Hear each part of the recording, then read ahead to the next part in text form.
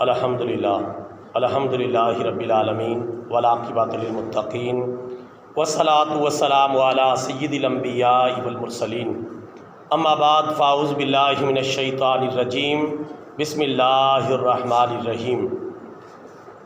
واجب الاحترام برادران اسلام، سب تعریفیں اللہ رب العالمین عز و جل کے لیے جو پوری کائنات کا خالق و مالک ہے، اور بے شمار درود و سلام ہمارے پیارے نبی حضرت محمد مصطفیٰ صلی اللہ علیہ وسلم کی ذات گرامی پر کہ جنہوں نے دنیا میں تشریف لا کر حق کا بول بالا فرمایا۔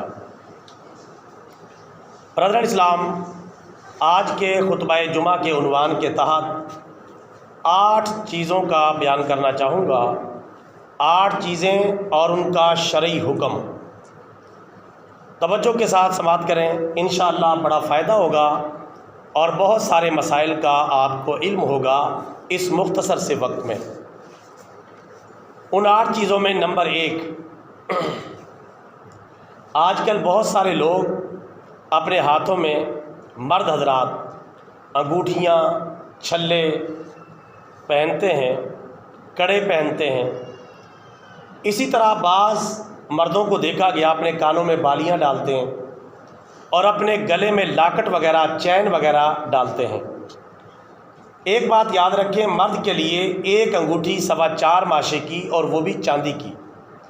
اگر کوئی پہننا چاہے تو جائز ہے، لازم نہیں ہے، کوئی باقاعدہ تاکیدی سنت نہیں ہے، لیکن اگر کوئی پہننا چاہے تو چاندی کی ایک انگوٹھی 4.25 ماشے کی نگینے والی پہن سکتا ہے۔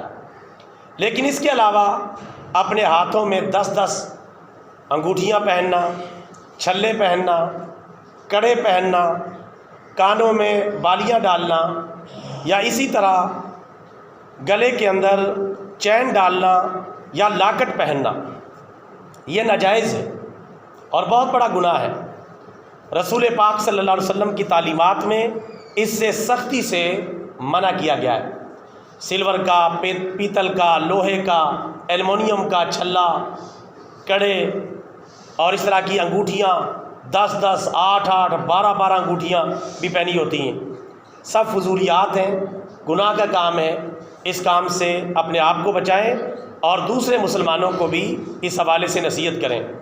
بعض بھائیوں نے چھلے پہنے ہوتے ہیں اور جب ان کو منع کیا جاتا ہے، آگے سے وہ کہتے ہیں کہ یہ چھلا ہم فلانی جگہ سے لے کے آئے، یا فلاں دربار سے یا فلاں مزار سے لے کے آئے، اور ہم نے یہ چھلا اس لیے پہنا ہوا ہے تاکہ جو یہ انگلیوں کے جوڑ ہیں ان کے اوپر ایک خارش نما بیماری سی لگ جاتی ہے تاکہ وہ دور ہو جائے۔ یاد رکھیں، ان چھلوں کے ساتھ اس بیماری کا کوئی تعلق نہیں ہے۔ جو کام اسلام میں منع ہے اس میں شفا کیسے ہو سکتی ہے؟ لہٰذا یہ بہت بڑی غلط فہمی ہے۔ اس طرح کی جہالتوں سے اپنے آپ کو بچائیں۔ اور بعض لوگ کہتے ہیں جی یہ میں چھلا لے کے آیا ہوں فلانی جگہ سے، فلانی مقدس جگہ سے لے کے آیا ہوں۔ چھلا لوہے کا آپ مکہ مدینہ سے بھی لے آئیں تب بھی ناجائز ہے، کیونکہ مکہ مدینہ میں بھی وہی دین ہے اور ہمارے ملک میں بھی وہی دین ہے۔ جو مکہ مکرمہ اور مدینہ منورہ میں شریعت ہے وہی شریعت یہاں ہے، جو قرآن و سنت وہاں ہے وہی یہاں ہے۔ لہٰذا کوئی الگ الگ دین نہیں کہ وہاں اور حکم ہو اور یہاں اور حکم ہو، ایسا بالکل بھی نہیں ہے۔ لہٰذا اس طرح کے چھلے، انگوٹھیوں، کڑوں، لاکٹ، چین، بالیاں کانوں میں پہننے سے اپنے آپ کو بچائیں، یہ خلاف شرع اور ناجائز کام ہے۔ نمبر 2، آج کل نشے کی لعنت بڑی عام ہو چکی ہے، اوپر سے لے کے نیچے تک، حتیٰ کہ ہمارے حکمرانوں پر بھی الزام لگتا رہتا ہے کہ وہ بھی نشہ کرتے ہیں۔ حکمرانوں سے لے کے نیچے تک، ایک عام بندے تک لوگوں میں نشہ پایا جاتا ہے، حالانکہ قرآن و حدیث کی روشنی میں ہر قسم کا نشہ حرام ہے۔ رسول پاک صلی اللہ علیہ وسلم نے فرمایا، کل مسکرین حرام، ہر نشہ آور چیز حرام ہے۔ شراب ہو، بھنگ ہو، چرس ہو، افیم ہو، یا کوئی اور ایسی چیز جس سے نشہ ہو جاتا ہے وہ حرام ہے۔ اس کی تھوڑی مقدار بھی حرام ہے اور اس کی زیادہ مقدار بھی حرام ہے۔ اور کوشش کریں کہ سگریٹ اور حقہ اور تمباکو، اس سے بھی اپنے آپ کو بچائیں۔ اگرچہ یہ ناپسندیدہ ہیں، بہت سارے علماء کے نزدیک یہ بھی حرام کے قریب ہے اور بعض کے نزدیک مکروہ تحریمی ہے، لیکن کم از کم یہ ناپسندیدہ ضرور ہے، ناپسندیدہ ہیں، فضول پیسے کا ضائع کرنا ہے، اس سے اگر بچ جائیں تو بہت ہی زیادہ اچھا ہوگا۔ اور تمباکو، کیونکہ ان میں سب میں تمباکو استعمال ہوتا ہے، تمباکو بیچارہ خود چیخ چیخ کے کہہ رہا ہے کہ مجھے نہ پیا کرو، تمباکو چیخ رہا ہے۔ کیسے؟ تمباکو کا لفظ دیکھیں، تمباکو، اس میں 6 حروف ہیں، تا، میم، با، الف، کاف، واو، تمباکو۔ تو تمباکو کا مطلب ہے تمباکو مت بنو استعمال کرنے والے۔ تمباکو خود کہہ رہا ہے کہ تمباکو مت بنو استعمال کرنے والے، میری جان چھوڑ دو، اپنی صحت کا بیڑا غرق نہ کرو، اپنے آپ کو تباہ نہ کرو۔ تمباکو بھی چیخ پڑا ہے، تو تمباکو کی مان لیں، اگر علماء کی نہیں ماننی تو تمباکو کی بات ہی مان لیں۔ ایک فارسی شاعر کا شعر ہے تمباکو کے بارے میں کہ تمباکو نوش را سینہ سیاست، گر باور نہ داری نے گواست۔ تمباکو پینے والے کا سینہ کاڑا سیاہ ہوتا ہے، اگر یقین نہیں آتا، گواہ تو موجود نہیں، چیرا لگائیں اور چیک کریں، چیرا لگائیں اور چیک کریں اندر سے پھاڑ کے کہ پھپڑوں کا کیا حال ہو چکا ہے، سینے کا کیا حال ہو چکا ہے، ہونٹ تو ویسے ہی کالے ہو چکے ہیں۔ تو لہٰذا میرے بھائیوں، نشے سے اپنے آپ کو بچائیں اور تمباکو سے بھی کوشش کریں اپنے آپ کو دور رکھیں۔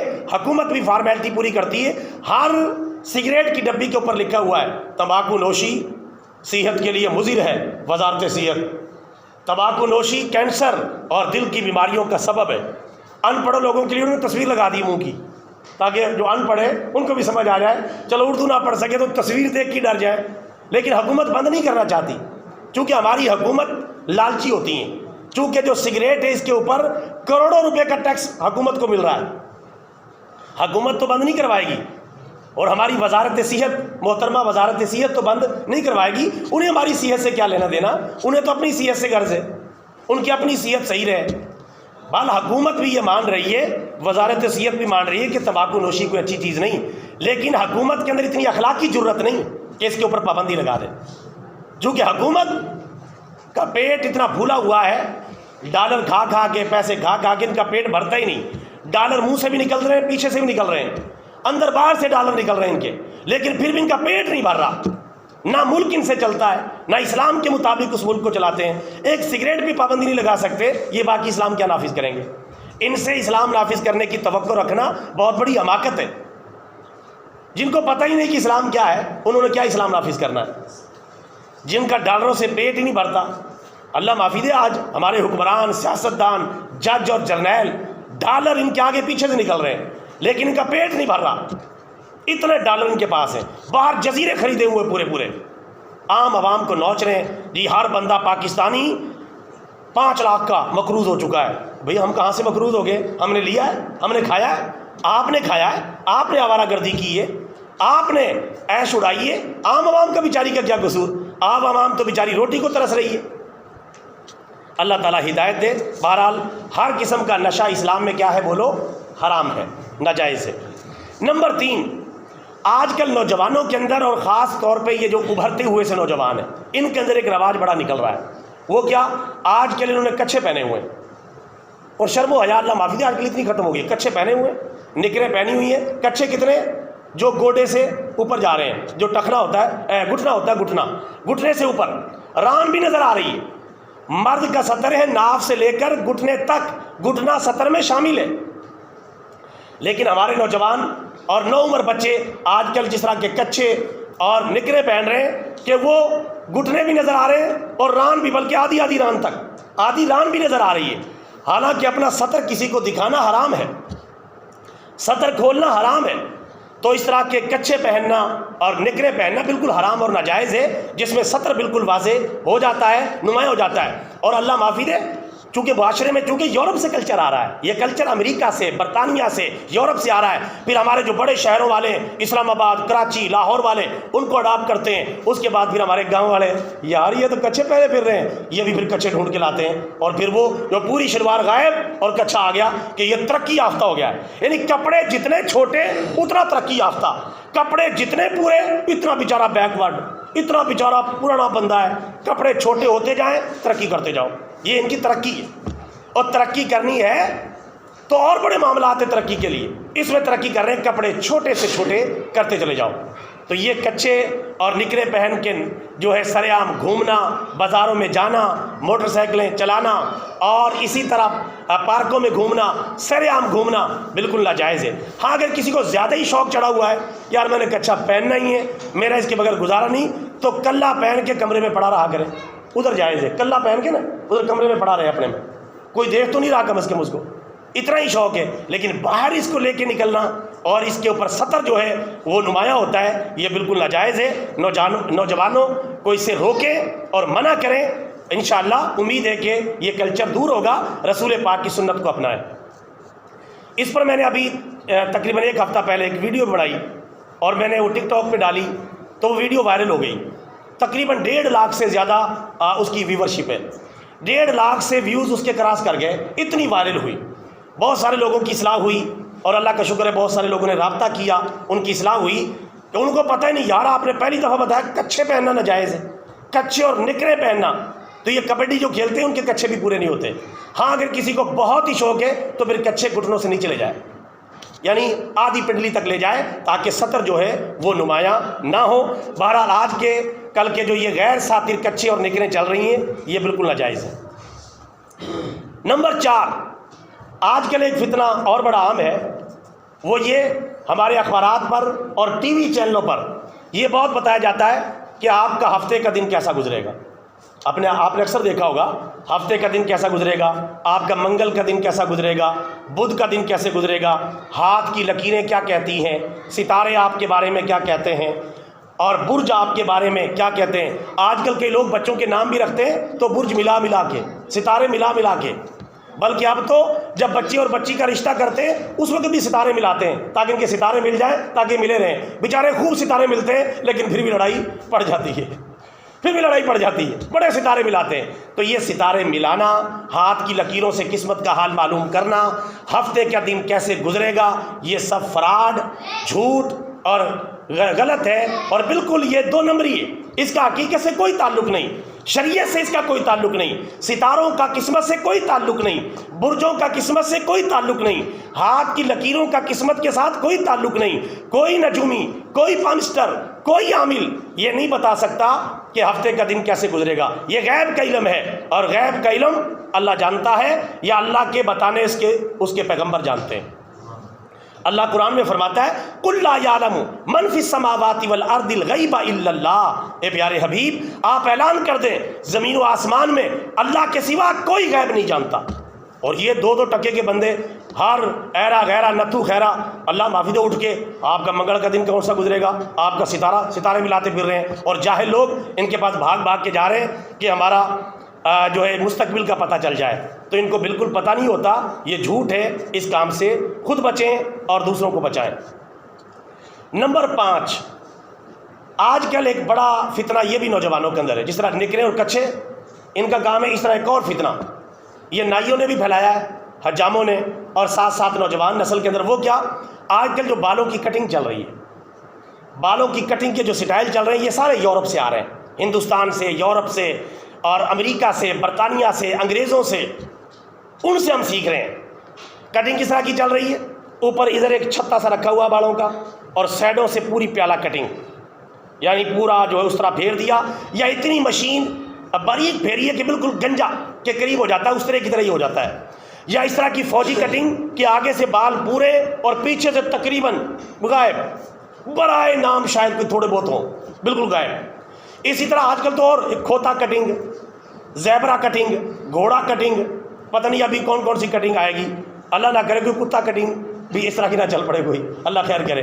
یہ کٹنگ، اس میں کیا دھاریاں، یعنی باڑ سے کی طرح کھڑے کیے ہوئے ہیں، اور ادھر سے بیچ بیچ میں دھاریاں، یعنی وہ بیچ میں مونڈے ہوئے ہیں، اس کو پتہ نہیں اب وہ کس طرح کرتے ہیں، بیچارے خود بھی تنگ ہوتے ہیں، نائی بھی تنگ ہوتا ہے، نائی پیسے بھی چنگے کماتا ہے، نوجوانوں کی خواہش پوری ہو جاتی ہے۔ تو اس طرح کی جتنی بھی کٹنگ ہے میرے بھائیوں، یہ بالکل ناجائز ہے، یہ بہت گناہ ہے۔ جو حجام اور نائی یہ کٹنگ کر رہے ہیں وہ بھی گنہگار ہو رہے ہیں، اور جو اس طرح کی کٹنگ کروا رہے ہیں نوجوان، یہ بھی گناہ کا کام کر رہے ہیں۔ چونکہ صحیح مسلم میں حدیث مبارکہ ہے، رسول پاک صلی اللہ علیہ وسلم نے کہیں سے بال رکھنے اور کہیں سے بال مڈوانے سے منع فرمایا ہے۔ آپ صلی اللہ علیہ وسلم نے، صحیح مسلم کی حدیث ہے اور سیاستہ میں حدیث مبارکہ موجود ہے، ایک بچے کو دیکھا گیا، اس کا آدھا سر موڑ دیا گیا ہے، آدھے بال رکھ دیے گئے ہیں۔ رسول پاک نے ناراضگی کا اظہار کیا اور فرمایا پورا موڑ دو یا پورے بال رکھو۔ تو سر کے بال آپ بڑے رکھیں، چھوٹے رکھیں، درمیانے رکھیں، جائز ہے، آپ کی مرضی ہے، جس طرح کے بال آپ کو اچھے لگتے ہیں رکھ لیں، جائز ہے۔ لیکن یہ آدھا گنجا اور آدھا بالوں والا یہ جائز نہیں ہے۔ گنجے بننے تو 1 نمبر گنجے بنے، جب بننے پہ آگے 1 نمبر گنجے بن جائے، 1 نمبر گنجا بننا جائز ہے۔ 1/4 گنجا، 1/3 گنجا، 1/2 گنجا، یہ جو ہے یہ گنجا جو ہے یہ نہیں چلے گا۔ اس کو اپنے آپ کو روکیں، اور یہ جو فیشن ہے یہ بالکل ناجائز ہے اور گناہ ہے، اور یہ کافرانہ کلچر ہے، مسلمانوں کا کلچر نہیں ہے۔ رسول پاک نے اس سے سختی سے منع فرمایا ہے، لہٰذا بالوں کی کٹنگ پہ بھی توجہ دیں۔ اور ایک بات اس حوالے سے اور یہ کہ بال جب رکھتے ہیں تو کندھوں سے، بعض بھائیوں کے بال کندھوں سے بھی کراس کر رہے ہوتے ہیں، کندھوں تک آخری سرحد ہے، یہ جو شانے آخری سرحد ہے، اس سے زیادہ لمبے بال رکھنا ناجائز ہے، کیونکہ عورتوں کے ساتھ مشابہت ہے۔ اور اب تو کئیوں نے اس سے لمبے بال رکھے، وہ پونیاں ڈالی ہوئی بیچ میں، ربڑ پونیاں ڈال کے، اگر میرے پاس طاقت تو ان کو پیچھے سے پکڑ کے فوراً کھینچ کے لگا دو۔ تو یعنی یہ علامہ بھی، اور لڑکیوں کی پوری مشابہت، پتہ نہیں چلتا، آگے سے دیکھنا پڑتا ہے کہ لڑکا ہے یا کوئی لڑکی ہے، اللہ معاف فرمائے، یہ عادت ہماری ہوئی ہے۔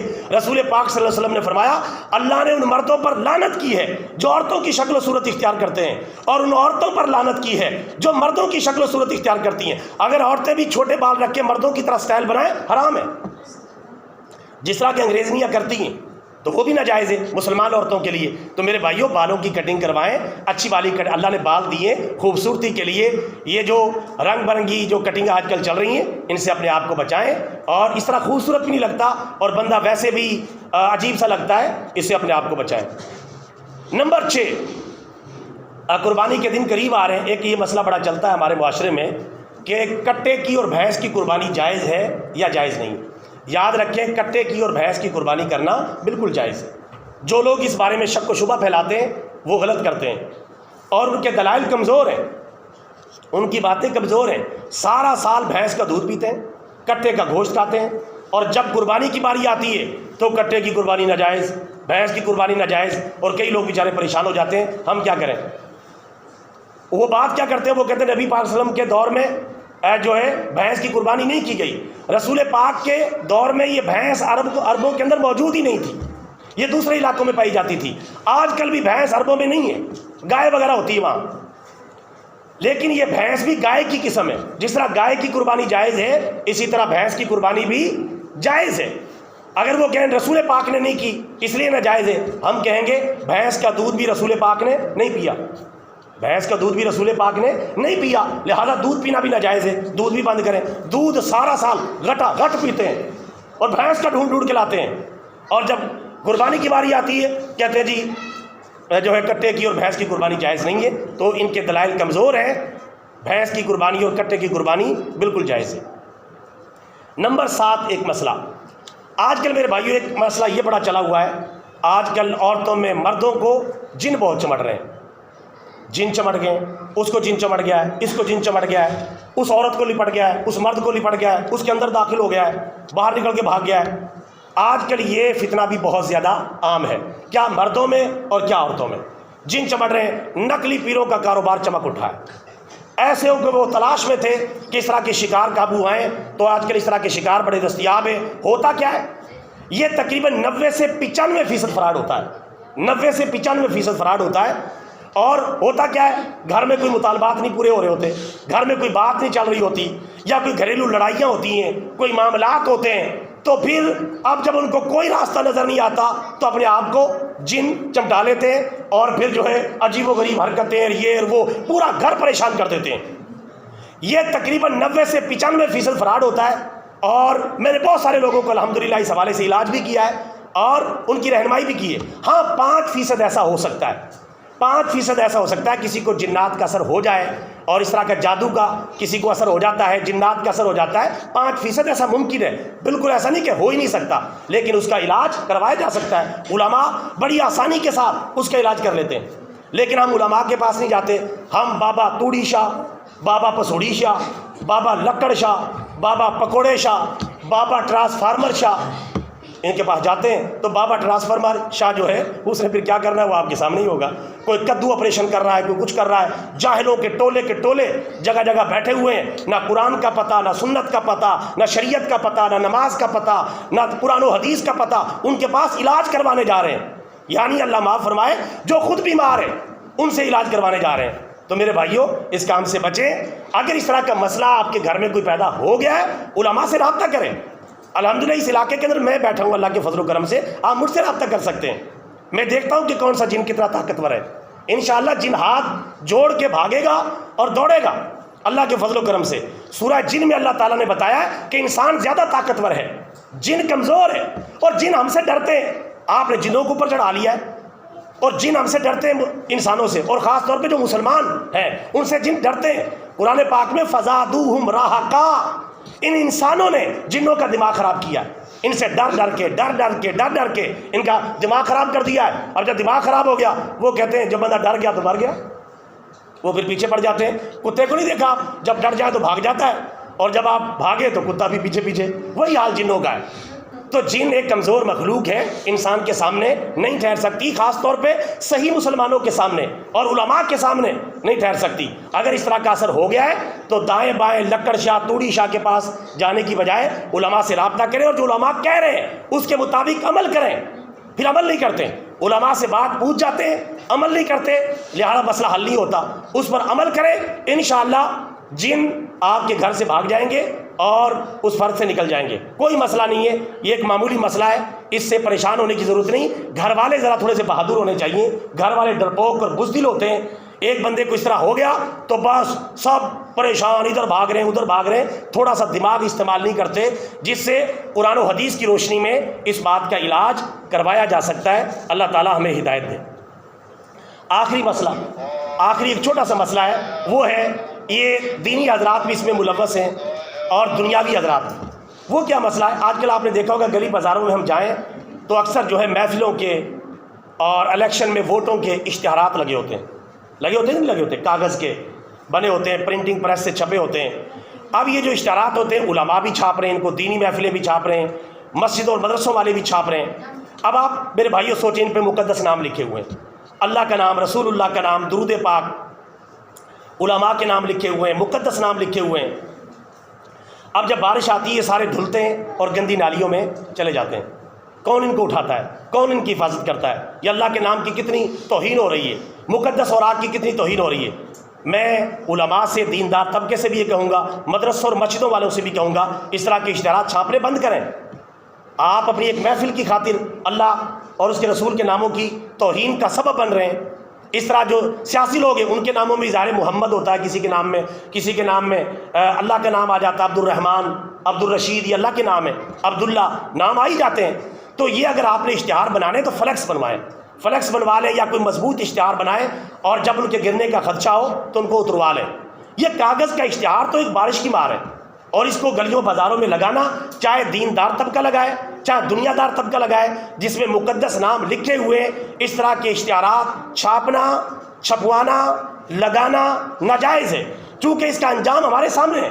ایک بارش پڑی اور سارے اشتہارات دھل کے گندی نالی میں، جس میں درود پاک، اللہ کا نام، رسول اللہ کا نام، مقدس نام لکھے ہوتے ہیں.